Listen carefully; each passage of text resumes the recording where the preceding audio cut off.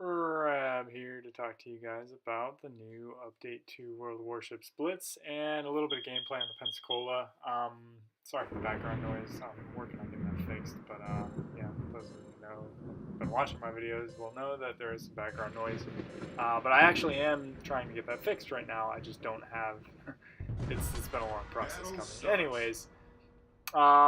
So the update just dropped today. I just downloaded it. I've been playing a couple of matches in it. I actually genuinely like it. I think it's everything about it that I've seen is a step in the right direction. We'll talk about some of those things as the matches go on and a little bit from the port. But in the meantime, since there's not a whole lot in the gameplay right now, let's talk about the Pensacola as it is, and then as things come up, I'll kind of hit up on some points that we have in terms of the update. Um, Pensacola, though, I actually genuinely enjoyed this cruiser line. This is a tier 6 cruiser that does not have torpedoes. Instead, it has secondary guns, which reach out to about 5.5 kilometers, somewhere just short of that, I believe. Your main guns will reach out just past 10 kilometers. What I genuinely like about it is, in true cruiser fashion, it gets really decent rate of fire. As well as damage, and you see here I'm using AP. What I like about cruisers and AP on destroyers, you don't get the over-penetration that battleships tend to get, but you still get enough to get the occasional Citadel hit on both battleships and destroyers, which is kind of cool. I can't recall if I had that happen in this match, but I actually genuinely like that, and that's one of the reasons that I kind of stuck on this thing right now. I think I do want to play the American cruiser line, and this is, the tier 6 step in that direction. Aside from that, mobility, it's not the greatest. It has that high American turret traverse that you get in terms of traverse speed, so you can keep your targets in range and locked on even when you're turning. It's not as good as the American destroyer line. One thing that I'll talk about here is tactics, okay? So one thing that you want to try to do, especially when you're fighting battleships, because it's kind of like a rock, paper, scissors game, battleships will just automatically, they have a power over cruisers. You want to try to stay and get skinny against the battleship. So here you'll see I decided to focus off that destroyer. He's out of range, so I'm going to go ahead and focus this battleship. Now, look at the angle of my ship here. Look at my angle. I'm going to get into an angle that allows me to maintain most of my guns, at least half of them, and I'm going to keep as skinny as I possibly can. I'm not going to overturn once I get that angle. I'm not going to keep turning too much. I may turn a little bit, but I'm going to turn back. I'm going to bob and weave. And generally, you don't want to go broadside in a cruiser to anything, really, to be honest with you. Maybe a carrier, but even then, you want to create as small of a profile as possible. And that's true with any ship. That's just good, guidelines to live by. But especially when you're fighting a battleship with a cruiser, you have to be really, really conscientious of that, because battleships will absolutely destroy you. So here you'll see I'm doing it again. I'm just enough angle to get all of my guns on, and I'm presenting at an awkward angle, so he has to lead me while I'm at an angle. It's not the easiest thing to do for new players. Because remember, I'm not going to be where he's squeezing his trigger. He's going to have to aim where he thinks I'm going to be. And it's not the easiest thing to do when you're at a 45-degree angle away from somebody. Meanwhile, he's broadside to me. He actually runs into that rock there. And that is key, and you'll see as I do this, I'm gonna angle back. I'm gonna stay angling around him. I'm actually gonna swing around this rock. I'm gonna shoot over the rock a couple of times. You have to use what cover you have available to you. A lot of players won't try to shoot over a rock. Me, I will send one reconnaissance round that way to see if I can clear it, and if I can, then I'll send a volley. The Pensacola is good for that too. It has 12 guns, so you definitely have enough heat essentially to spit some rounds out just to see if you can clear a shot, and then still send 3/4 of your rounds right after it. And I genuinely enjoy this cruiser. Now on to the update. If you notice up in the right hand corner, every time I take a hit, above my banners, which shows my primary hits, my secondary hits, you'll notice that 27,867 damage just jumped up to 29,552. That is how much damage you're doing in the match. I like that. I genuinely think that is an improvement on in the gameplay. Was it needed? Not necessarily, but I do like to know how much. I think that's something that tanks could benefit from too. because there's just some matches where you feel like you do a lot. There's some matches you don't feel like you do a lot, and you do a lot. That's definitely an improvement that I like. In terms of gameplay in the match, that's really the only thing that I noticed about it, was that little bonus up there. And I think some of the ribbons, the ribbons are a little more textured than they used to be. But and you notice here again, I'm doing that same strategy where I'm just angling away. I'm keeping my angle. And you can replay this and watch that throughout. I tend to do that. That's just how I play, especially destroyers, cruisers, even battleships. That's one of the things I like about the Congo is the ability to run away from a target and kind of do this in the Congo. I know I talked about it the last video that I made on the game, and I am meaning to release a review video on that. But yeah, and then I get my kill stolen here, right out from under me. But yeah, so this cruiser, I genuinely enjoy. The new update, I genuinely enjoy. And let's go ahead and we'll finish this battle out. We'll head to the port. We'll check out some new things. Some of the new features that we have in port, there's actually a new, I believe it's a new premium destroyer. I haven't really seen, there isn't really a forum or even, they didn't even release a news feed, any kind of bulletin on the new update, which is kind of interesting to me. That secondary support's kind of lacking. But yeah, let's go to port. We'll check it out.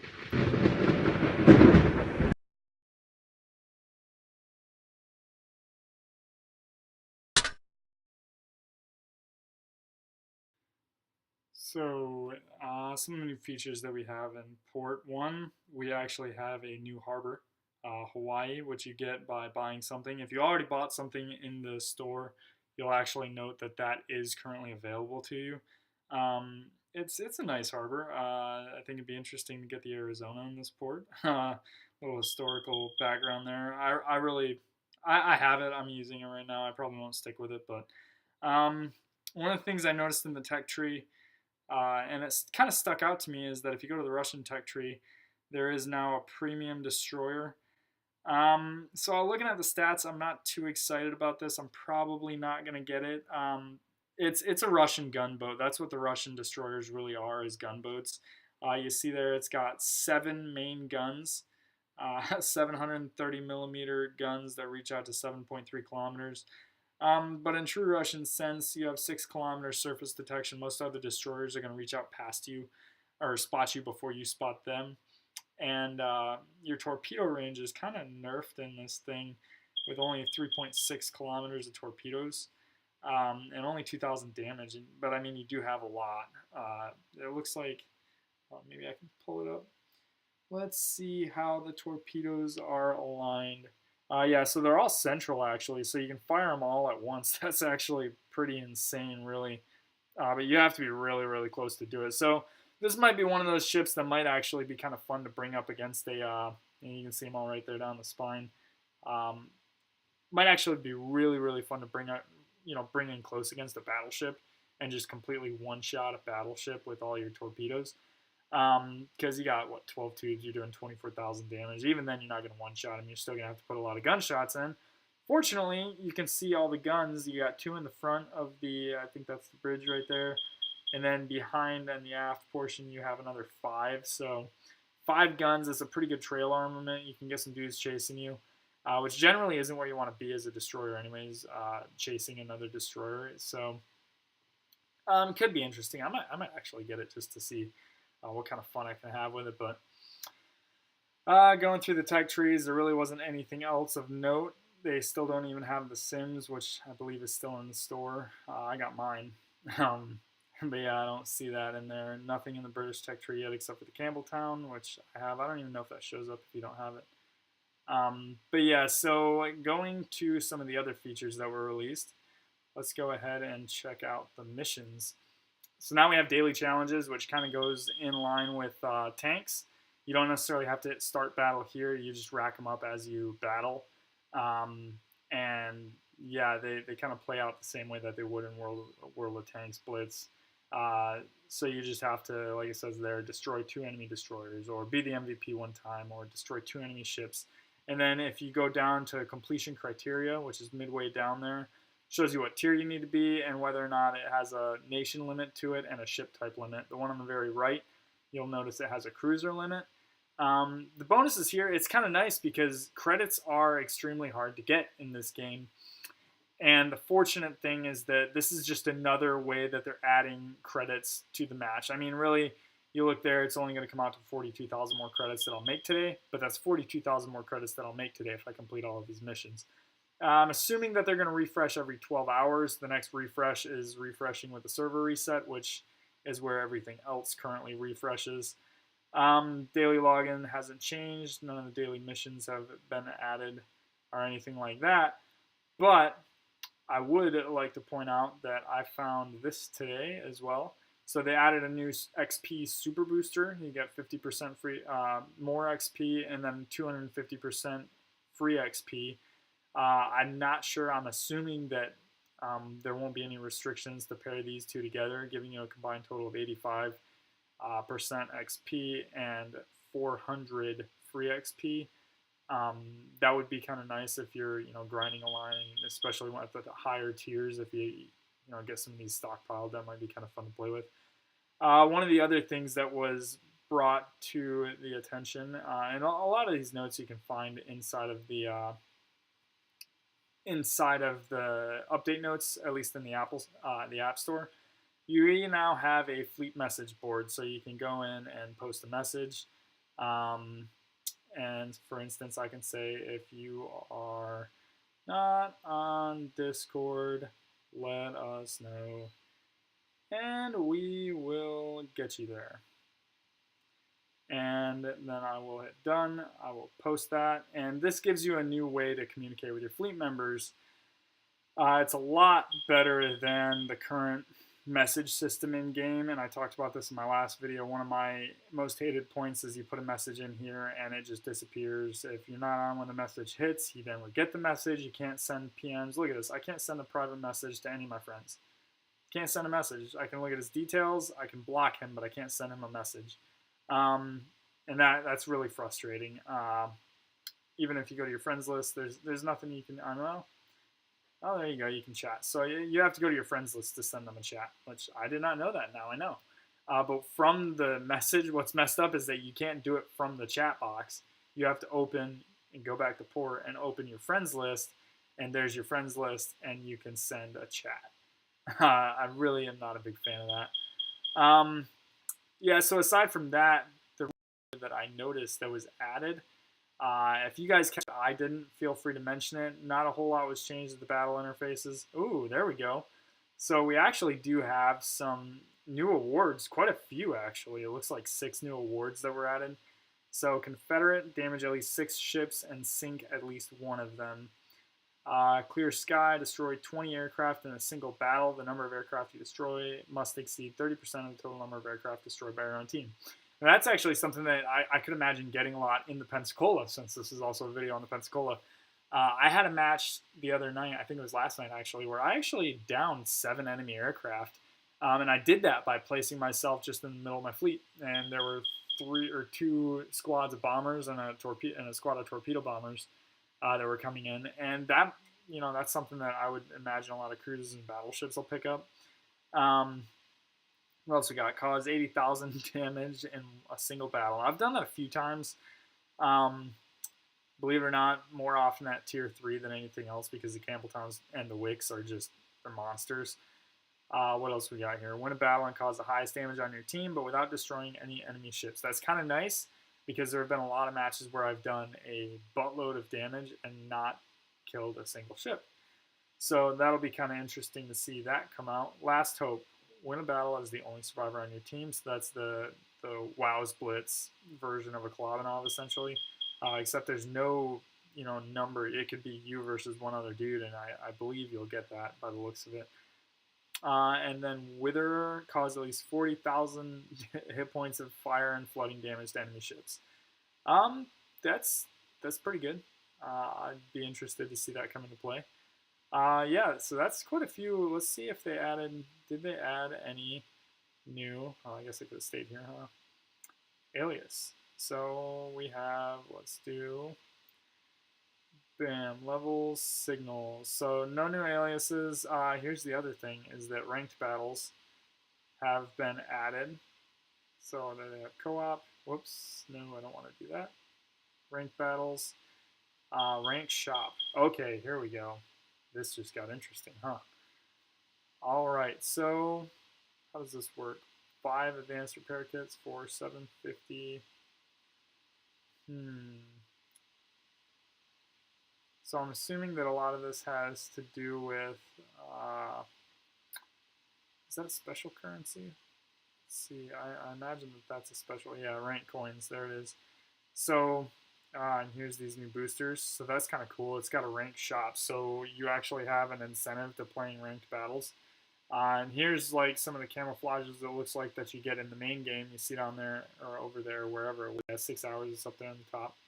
So you get a 6-hour time limit. This camouflage gives you main battery firing range, second battery firing range, torpedo hours. That might come in handy, especially in a premium ship that doesn't have a camo that does that. And then you can get some premium ships over there, the Marblehead and the Katori. That's all that's there. This ranked season, they said it's going to start soon. I don't see anything in here where it says when it's going to start, but it'll be interesting to see. I'm excited for ranked battles. I play a lot of ranked battles in World of Tanks Blitz.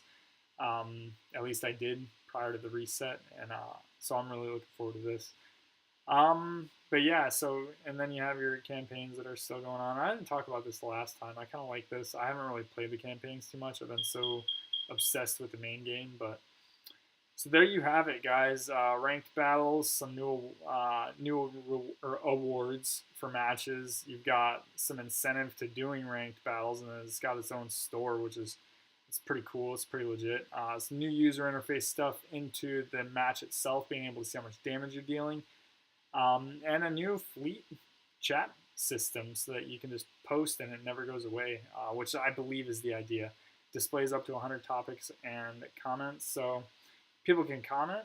Oh, that's interesting. I wonder. I don't. Oh yeah, there it is. You can add comments to a post. That's kind of cool. So you can have a conversation about it, and then it'll be there later. How long? I don't know, but that'll be kind of interesting.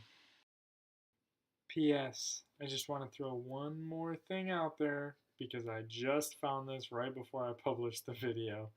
If you go down to support, I don't know why this is here, but this is where you can find your announcements that show update 1.1.0, and that is where you have all of your update notes. So there it is on ranked battles.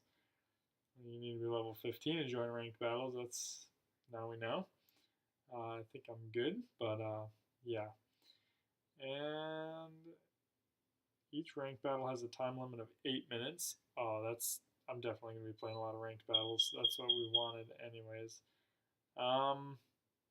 So additional ranked coins can be earned from ranked battles. Ranked coins can be used to buy special items in the rank shop. So we kind of visited that. Exchange shop, earn event tokens and exchange them for awesome prizes. First exchange events. That sounds like soon, hopefully, we'll have our first true event in this game, other than these little victory blitzes that they keep running. Challenge missions. So there we talked about that. 3 difficulties. Fleet improvement. There's our message board.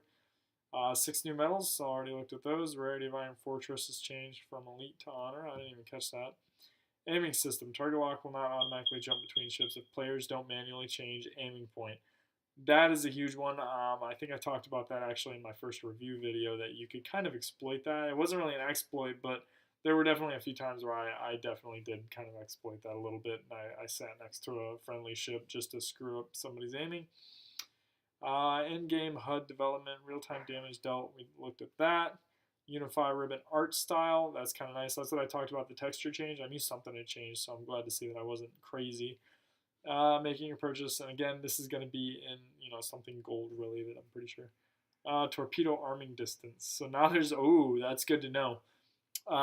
There's been a couple times where I just went and hugged a battleship with a destroyer just to get that last volley of torps off and kill him. So now they have a minimum arming distance, and of course, it doesn't say. So if it has green triangle icons, it is armed. So we'll have to play with that a little bit. Superstructure armor module. Redesign, reset up for all ships. Has weak armor, easy to settle. Ooh. Superstructure armor module function is redesigned and reset up for all ships. Has weak armor, easy to set on fire. Has chance of over penetration, fire arc. I'm curious on that. Is that something that we can view like in the main game? There's also some other things in here that you can do with support, but now I'm kind of curious. Maybe we'll be able to find something in the armory. No, that's interesting. I was looking for that before. I was looking for some way to look at. If you've played the main game, you'll know that they actually have an armor inspector in the main game where you can view your armor, but I don't see where you would exactly see something like that. So that's interesting. Anyways, I just wanted to throw that out there. To get to that again, you go to support, and it is in announcements under support. So I'm looking forward to the first event. I hope you guys are. But yeah, thanks for watching.